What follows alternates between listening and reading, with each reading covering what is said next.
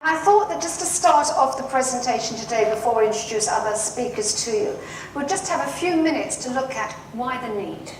Why the need for National Stress Awareness Day? Why is it we're still talking about Stress Awareness Day? Why do we actually have to do that? And I think that in some ways the facts and the figures speak for themselves. It would be lovely to think that you don't need stress management. It'd be lovely to think that everything carries on about ourselves and we can manage home and we can manage work. Yes, we try to do that, but the facts do speak for themselves. So therefore we have a situation where we took a stress survey this year, and you can see there that 2/3 of UK employees fear to even admit they're experiencing stress. Now that means that people don't want to talk about it. That means that people are saying it's still a taboo. That means that people are saying there's still a stigma. And you may think 2016, surely we've moved on from that point. And in some ways we have, because we are talking about it more. The press have been full of it today. The newspapers have been calling interviews, and its tweet posts are everywhere. So from all that point of view, we can say we are talking about it more. But that's one day. That's one day out of a whole year. We want to make sure at the Stress Association that we're talking about it regularly. The reality is that you can't stop the stress. The reality is that stress is around for us everywhere. What we can do is build our resilience to stress. We need to manage the everyday stressors. We need to build our resilience so that our body, exactly as we heard, needs to be this finely tuned machine that manages extremely well. So the facts speak for themselves as to why Stress Awareness Day. Do not underestimate the body that you are in. It's an incredible instrument. It's more sophisticated than the NASA space rocket. It's more sophisticated than the android which is yet to be generated. It's more sophisticated than the humanoid, or even God 0.20, which man himself is going to create. It's far more sophisticated than anything you've ever done. The intelligence is inside you, not just the brain, it's inside your every cell. It's capable of changing, preparing, everything, regenerating, all on its own. So all your problems are a problem of your own making, because you abuse the body, or you use it improperly, or you don't use it enough. Either way, it's the food, it's the rest, it's the activity that you take. When I say rest, it's not about sleep, it's about being restful. It's putting your mind at ease. Those are the important things. What you eat and what you don't eat. I'm sure one of the speakers is very enlightened in this aspect, and she's going to talk much more about it. So mine is more of an editorial kind of a thing, really, in a journal. I've written papers, so that's the way my mind works. But this is the most incredible piece of thing that you have. Now, when you abuse it, this, by the way, I found this culture outside a really nice pub in Birmingham. This is what you can make it. This homeostasis, it can tilt very easily, very quickly. You know, just the way you breathe now, you teach them in yoga how depth of the breath should be, how you should position yourself, how you should sit and everything. You should change the pattern, you change the body posture in some way, your pattern changes, your breathing changes, everything changes. If you can respond to simply those kind of postures, imagine the toll it must be taking with stress or with certain other kinds of unfavorable body postures while you're doing computing or sitting long hours on a thing. And that's what man is becoming. In the last 100 years, man is becoming a monkey again, at the mercy of another machine. Right? This has happened only in the last 100 years. That was not what man was meant to be. He was meant to be a runner, a hunter, a gatherer, and all that sort of thing. Not this. This is unnatural. And you have to deal with the consequences. There will be physical consequences when you have. When I first came to this country 11 years ago, and I was in an academic position earlier in India, of course, lots of people around me, I find here, are so stressed. They are always about stress management and everything. If you truly ask me, and with no offense and apologies, I personally feel that there is nothing like stress really. Because stress is the making up of your own mind. It's an inability to handle your own mind. It's the inability to really deal with the day-to-day things which you are built to do, simply. And that's the fundamental problem with stress. It really, you manage things which are dear to you. You manage things, your property, you manage your accounts, finances, your children, your family. Stress is not something to be managed. Why is it generating in the first place? Because you've lost that homeostasis within your own self, essentially. That's the whole problem. So we are looking at important dietary steps, and the biggest one, and I've been in this field now over 30 years, but it's only in this last year or so as really the concept of sugar being the culprit has hit the headlines. It's always been fat has been the baddie, but we're now realising that actually we're focusing on the wrong food. So it is about eating little and often. It's not allowing to get to the point where this hypoglycemia, this low blood sugar hits, because that's when the stress hormones are going to be released. There will be improvements in feeling less stressed because there's less of those hormones being released just due to your pattern of eating. More energy because you're not on that roller coaster of highs and lows of energy. Cravings for sweet foods and carbohydrates will go, because if you don't drop into that hypoglycemia, your body's not sending you off for a quick fix. Blood sugar steadies, and so do the moods, because that's not happening on a roller coaster as well. So the benefits are enormous. Simple, practical steps that all of us can do on a daily basis. So it's about also thinking, a lot of people, and especially women, will diet. And that actually to the body is another stress. We know that calorie restriction will increase cortisol because it's a famine. Your body doesn't know you're doing it consciously, and there's now work looking around concerns around intermittent fasting. So people who are under high pressure in a job or a lot of stress will actually do badly on these 5-2 alternate day fasting, because you're adding another stress to the body, because the body registers there's a famine going on. It's a survival situation. It doesn't see this as you're doing it consciously. So it's all about eliminating sugar and refined carbohydrates. We talk about low glycemic index, high glycemic index, but it's thinking about the added sugar that's in the food, and things like white bread, white pasta, anything that's going to hit the bloodstream too quickly is going to set you off on this roller coaster. And now when we're looking at these foods, they're actually, this added sugar is in everything. And I see people in the clinic saying, well, I'm actually eating really healthily. I'm eating a low-fat organic fruit yoghurt. Forget the fruit in that yoghurt, there could be 8 teaspoons of added sugar. And some of the research now is showing we could be adding or getting up to 18 teaspoons of added sugar a day, even if you don't put it in your tea and coffee, because it's in the tomato ketchup, the baked beans, the spaghetti sauces, the mayonnaise, the salad dressings. It's hidden in all of these foods, so it's actually making the situation worse. People will realise it's in the cakes and biscuits, but are not consciously thinking of it in the savoury foods that we're eating. And this was a Served by Which magazine looking at the sugar content of the breakfast cereals, and actually the children's cereals are the worst culprits. And even in a small bowl of cereal, there's more sugar than a donut. It's just the perception and the marketing on the cereal, it's high in fibre, 45 with this, that and the other. The perception is that it's actually, a good product, but it's not. And it will have a lot of added sugar in there, broken down into different sugars, but it will be quite, obvious in that ingredient list if we look. When you're stressed, what do you do? Well, some people do, maybe less so now, but they used to smoke, okay? And obviously that smoking is bad for you.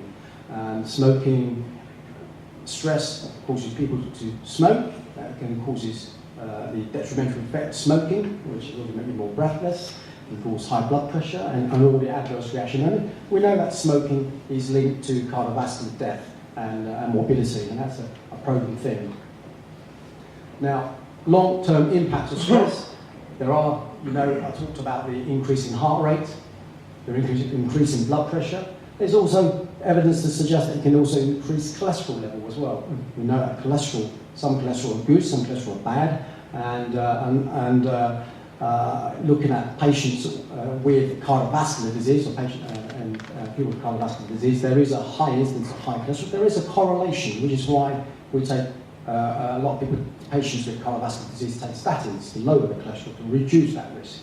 But if you get a combination of this, we get increasing weight gain, high blood pressure, increasing cholesterol, increasing blood sugar, you get what we call the metabolic syndrome. Okay? And These patients do a lot worse than most of these other patients without these multiple conditions. So stress can induce this, so that's not a good thing. So this is just, I just picked out the news search, cholesterol and stress, and there was an article saying that there's a direct correlation with stress and cholesterol level. Maybe because when you're stressed, you eat more, eat less healthily, you snack or you eat not at the right time, and therefore it may be not actually a causation, but maybe an association with it. But nevertheless, there is evidence that it actually increases the serum cholesterol. We're in an interesting world right now, and I think the kind of context is that what we're seeing playing out in the workplace and in business is this clash between two planets. On the one hand, there are those of us who are born physical. We build houses, we make cars, we make food. We see the world in a very physical way. We use technology to support what we do, but we don't see ourselves as being technology businesses. We're now clashing with a world of people who are born digital. They don't see cars, houses, people. All they see is data. And their view is that in order to succeed in an industry, you have to turn it into data, apply the right algorithms, and you can win in anything. So someone like Google is just as happy running a search engine as it is running 2 airports or the world's biggest mobile phone operating system, a vehicle that's now driven more than 2 million, a driverless vehicle that's driven more than 2 million miles. And they now have a life extension company that they hope will extend your life expectancy by at least 50 years. And they're kind of at the conservative end of that. So, and you're seeing more and more of this, that people are saying, actually, it doesn't matter what the industry is. If we have the data, we can turn that business into technology, and we can automate it, and we can create that future. That's one of the biggest sources of stress that we see right now, is that clash between the old world where we thought people were central to the story, and the new world where we're seeing more and more of these billion-dollar corporations with almost no employees. And so that kind of, how that plays out is going to be critical in the coming years. You can't read this, it doesn't really matter. And we see sort of 10 disruptions emerging out of that around technology, around the creation of new industries that have hardly any employees, the disruption of old industries, that clash between do we automate or do we still keep people in the story? And there are some very big disruptions coming that are shaping that workplace of the future. It's now time for the panel discussion that we're going to have. And I'm going to start off with a roving mic going on out there. And also, when you do wish to ask a question, can I ask you to please raise your hand, the mic will go to you, and introduce yourself. So without further ado, I tell you what, I'll start with a question for the panel. For all of those of you who don't know me, my name is Deep Raja. I do a radio show on Dilsa Radio. And when I do Let's Talk, one of the key questions that I get asked, panel, is when I go to a doctor to say that I'm stressed, when I go to a doctor to say I can't take it anymore, I'm about to break down, I'm tired, I don't know what's going on, the doctor says to me, why don't you just take some paracetamol and just take a couple of days off? So my question to you, panel, today is, when is stress going to be taken very seriously as a condition, as an illness, by the medical profession? I think that it's the early stages of looking at stress as an important issue, as a mental health issue. And a part of the reasons for National Stress Awareness Day is that we actually are in a situation where we are trying to lift off the lid and start looking at what's going on. Do individuals go to the doctor and say they're stressed? Yes, well, the doctor will probably give them paracetamol, they may give them antidepressants and send them on their way and tell them to take 2 or 3 days off. Yes, that's a common situation.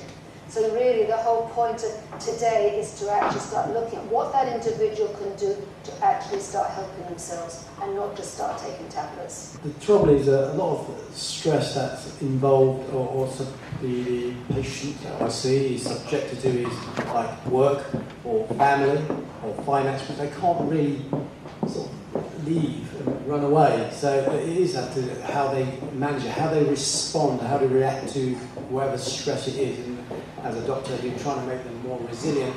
You're going to try to help them manage their stress.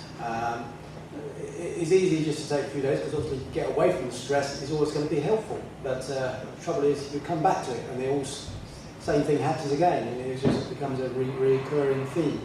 One of the interesting things is this is one of those areas where technology might help. If you look at teenage kids, they're far more happy talking to an app about BD and about all sorts of other things than they are to a human. And the technology doesn't make judgments. It doesn't say, all stress, that's a thing that we don't talk about in society, or erectile dysfunction or whatever. It treats them all the same, whether it's cancer, heart disease, diabetes, or any condition.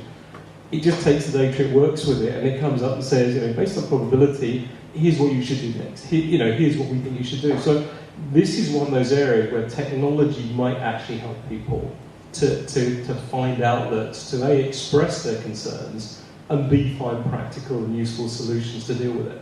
Okay, and very quickly, Dr. Glanville, do you want to come again? People say, why or when are you going to take stress seriously? Yeah, I think it needs to be taken seriously, and obviously GPs may only have 5 to 10 minutes with the patient, so there isn't time to have that, time to talk about it and go into depth, other than giving a prescription for an antidepressant or a tranquilizer. So there needs to be an outlet or some referral system so people can be helped really in depth for that situation. Okay. There's a microphone just by you. The whole idea is to explore this first of all. First of all, it's always about acceptance, recognition that there is a need. This is our best market feasibility study that we could have done. And we've actually closed the invitations to Eventbrite after some point because we couldn't afford to have so many, we can't entertain more than these many people. So clearly there's a lot of interest. Between yesterday and today, after we put the LinkedIn share, we have had 2,000 views of the LinkedIn post, okay? We are still a relatively new organization, so on a business perspective, of course, we are happy. The point is, it clearly shows us there is a huge demand for this problem. It has always been underestimated. It's always been shoved under the carpet. Most institutions and financial institutions, nobody wants to talk about it. Because when you talk about it, you recognize it, and therefore you have to deal with it. Nobody wants to do that. It's again the preventive thing. It's whether you want to find it and fix it, or whether you want to actually deal with it head on. And that's a huge problem. We're going to do our very best to ensure that we do talk about stress. That companies, as Caroline mentioned, companies actually should be listening, but listening attentively. Companies really should be valuing people as their most valuable asset and appreciating that actually they'll get more from people if they listen to them, if they care about them. And they don't just bring in some stress management training as a tick box exercise. It has to become a part of the culture. Nutrition, looking after your heart. It has to become a part of that healthy corporate culture. Can we go beyond stress management? The answer is we can, but I'm going to say it again.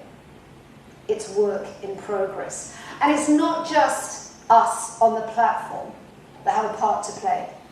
Each and every one of you has a part to play. Encouraging people to talk to you, making time to listen to our children, not with the phone in our hand. Actually, making time for our families, making time for our employees. Each and every one of us has those moments, has that opportunity. The stresses in the world today, in every single country, abound. They are there. They are actually not going to go away. It is our responsibility to be as resilient to those stressors that are there. It is our responsibility to understand what's happening to our bodies. And it's our responsibility to take action. Thank you all very much for being here, giving of your time. Thank you to Leica Health for supporting us, for sponsoring the day here today. It has been a great opportunity. You've all involved yourselves. Thank you all very much.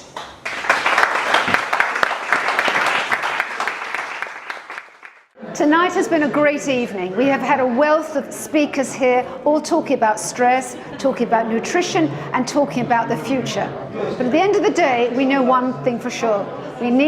Stress is not going to go away, and we need to be able to be more resilient in order to manage the daily stresses that we're going through. So I look forward to National Stress Awareness Day 2017, which is going to be entitled Speak Up and Speak Out About Stress. Today we are very, very proud to be hosting this amazing show that we have just put on with the help from Carol, who's the founder of the National Stress Awareness Day. We had some amazing discussions around the nutrition aspects of it, the corporate aspects of it, the way technology is going to transform the future workplace and how that's going to have a bearing on stress. How do we deal with the find and fix it approach in traditional medicine, and how do we take it a step further and actually prevent it from happening in the first place by nipping it in the bud. We've also had a cardiologist on board who has spoken to us about heart-related stress, or stress-related heart rather, problems. And all of those. So it's been quite a lot that has been taken in. I'm sure the people have really enjoyed. I think the take-home message at the end was that we should not just manage people, we really need to include them in our plans, whether they are corporate plans, whether they are in various smaller, medium enterprises in workplaces. But I think it's been a really interactive session. A lot of questions raised during the question and answer session as well. Overall, it was quite an amazing experience, I think. People enjoyed networking after everything as well. It's been a real privilege and a great education to be part of the event here today on National Stress Awareness Day. I've learnt an awful lot, and one of the big things I've learned is what an enormous challenge we have to get employers to recognise how important stress is in their organisations. It's not something that you can do a tick box and say, oh, we've done a stress training. It's not enough. Stress is very personal to every individual. It manifests in different ways. And it's a huge responsibility for any employer to know enough to be able to recognise stress in their organisation and to support the people in such a way that they are not inhibited from giving of their best. And at the event here, we've had some great speakers and some really brilliant insights. And I think that as Stress Awareness Day grows in popularity, and next year it's got a great focus already, I think it's going to be an enormous benefit for employers all over the country. I found the event today absolutely intriguing because I'm very passionate about National Stress Awareness Day, and also the fact that I've learned some really useful information in terms of, yes, it's National Stress Awareness today, but what do we do tomorrow and then thereafter? So I'm going to take some of the tools that I've learned today and apply those in my organisation. I've been here at the Stress Awareness Conference. The thing that I most enjoyed about today was the whole sugar aspect, because I'm a behavioural specialist and weight loss is my speciality, and it's really the focus on sugar, because sugar is the big danger area for people at the moment, and awareness is really high, but there's still 92% of people who know they're eating too much sugar but are actually not doing an awful lot about it. Hello, I'm Caroline Heward. I'm just finished being at the National Stress Awareness Day that Carol Spears has organised, and it's been amazing. One of the things that I've really benefited from is the interesting concept that everybody's talking about the mind, how the mind has been creating the problems and how we actually deal with it, because the mind creates the manifestation of what's going on in the body. I really have been absolutely surprised at how everybody has been talking about this. Insightful, interesting, can't wait to be part of more of this.